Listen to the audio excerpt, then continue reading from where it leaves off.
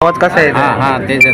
फुलेशाहू आंबेडकर ज्या महापुरुषांनी समतेच्या विचारासाठी प्रयत्न केले, भारत स्वतंत्र व लोकशाही जपण्यासाठी प्रयत्न केले, अशा सर्व महापुरुषांना प्रथम त्रिवार अभिवादन करतो।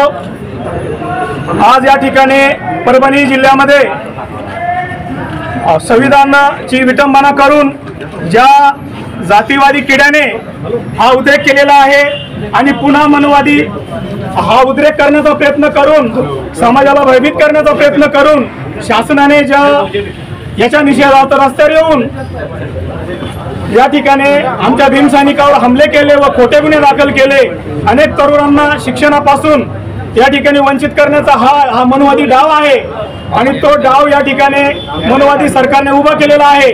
म्हणून आम्ही सर्व कोपरगाव तालुक्यातील सकल आंबेडकरी समाज सर्व पक्षीय संघटनाच्या वतीनं आज कोपरगाव तालुक्यात एकत्र येऊन या गोष्टीचा जाहीर निषेध करतो आणि या सरकारला व गृह खात्याला इशारा देऊ शकतो की तुम्ही महाराष्ट्राचा बिहार करण्याचा प्रयत्न करू नका।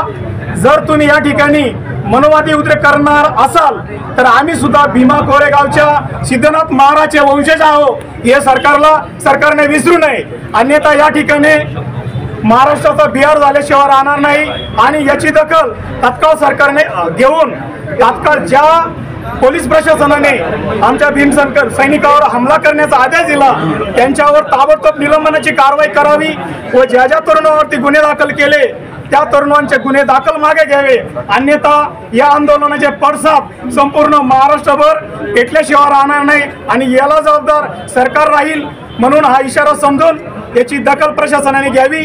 तेवढं बोलतो, थांबतो। जय भीम, जय महाराष्ट्र। डॉक्टर बाबासाहेब आंबेडकर भारतीय संविधान